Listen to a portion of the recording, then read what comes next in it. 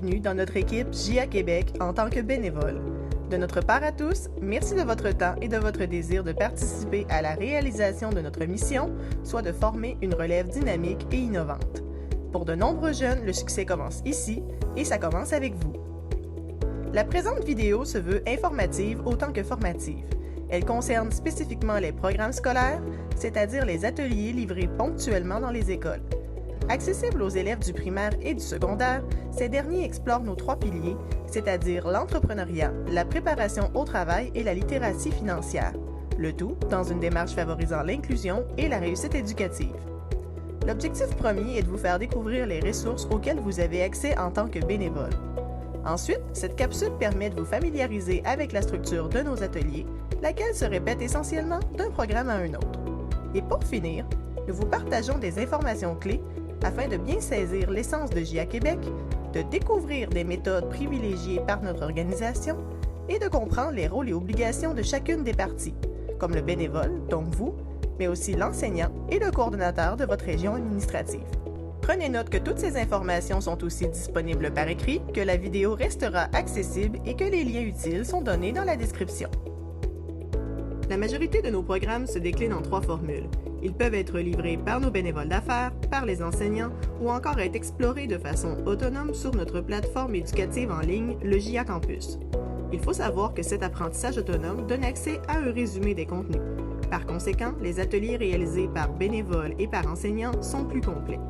Toutefois, ces programmes courts restent une excellente solution d'auto-formation, tant pour les bénévoles que les enseignants. De plus, ils permettent d'obtenir un aperçu de nos programmes. Quant aux programmes dans leur version complète, la formule en présentiel est à privilégier. Toutefois, la grande majorité de nos ressources ont été adaptées afin que les élèves puissent aussi bénéficier d'une expérience virtuelle lorsque les conditions s'imposent. Voici maintenant les ressources disponibles pour nos bénévoles.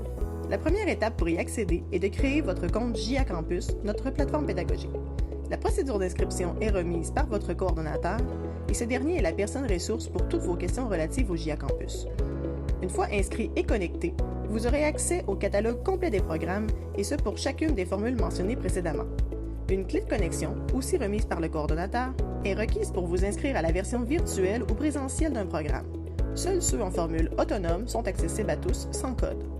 Les programmes auxquels vous êtes inscrit seront ensuite épinglés à votre tableau de bord. Vous n'avez pas à utiliser la clé de connexion lors de chaque utilisation. Vous pouvez dès maintenant explorer les contenus des programmes et les ressources disponibles. Vous constaterez que le matériel varie d'ailleurs d'un programme à un autre. Nous utilisons un mélange de vidéos, de diapositives, de jeux en ligne et autres ressources. Cela dépend de la nature du programme. Et dans tous les cas, le matériel est présenté et numéroté pour respecter l'ordre des différents ateliers à livrer. Pour vous expliquer le concept des ateliers, passons à la deuxième ressource principale, c'est-à-dire le guide d'inspiration des bénévoles. Ce dernier vous est envoyé par courriel au moment de vous confirmer l'attribution d'une classe. Le guide d'inspiration est l'outil de base du bénévole. Il contient à la fois l'intégralité des activités offertes dans un programme, mais aussi des rubriques complémentaires. Commençons par celle-ci. D'abord, la table des matières vous donne au premier coup d'œil un aperçu des thèmes abordés. Ensuite, une courte présentation de l'organisme JA Québec, du programme donné et des objectifs de ce dernier vous permettent une introduction efficace le jour de l'activité. Selon votre expérience et votre profil, vous serez ensuite libre d'utiliser les pages suivantes. Elles contiennent nos conseils de préparation ainsi que des astuces pédagogiques. Celles-ci vous permettent de prévenir les inconforts et les pertes de temps dans votre gestion de classe. Nos bénévoles ont en tout temps le soutien de l'enseignant pour ce qui est de la discipline, mais une bonne préparation reste la clé du succès pour atteindre nos objectifs tout en s'assurant que chacun y prenne du plaisir. Maintenant, il faut savoir que les programmes peuvent être enseignés en entier, mais aussi en version condensée. Votre coordonnateur utilisera alors la grille de planification pour vous proposer une feuille de route adaptée au temps qui vous est alloué. Cette grille est aussi un outil précieux pour votre préparation personnelle puisqu'elle évalue la durée suggérée de chacune des activités. En observant la grille de planification, vous découvrez la façon dont nos programmes sont structurés. Chacun se décompose en 4 à 5 ateliers, tous développés autour d'un thème du programme, et sont construits pour une période d'environ 60 minutes. Évidemment, chaque groupe d'élèves et chaque bénévole ont leur propre rythme. Les programmes prévoient donc des ressources supplémentaires en cas de temps à meubler, mais aussi des indications sur les éléments qui sont à prioriser en cas de manque de temps. Dans cette optique, Chaque atelier est divisé en activités dites de base et en activités d'approfondissement. Règle générale, les activités principales dites de base sont celles regroupant les compétences à atteindre par l'élève. Toutefois, selon les demandes de l'enseignant ou en fonction de votre profil, votre coordonnateur pourrait suggérer une planification alternative, comme par exemple substituer une des activités principales par une activité supplémentaire qu'il juge pertinente. En effet, notre formule est flexible et elle laisse place à un certain degré de liberté. Bien que certaines lignes doivent être respectées pour le bon fonctionnement de l'activité, vous serez plusieurs fois en mesure de choisir, par exemple, un support pédagogique ou un autre, une activité supplémentaire qui vous parle davantage, ou encore une version courte ou longue d'une même activité. Si vous souhaitez prendre des notes à ce propos, des pages de notes sont disponibles à la fin du guide.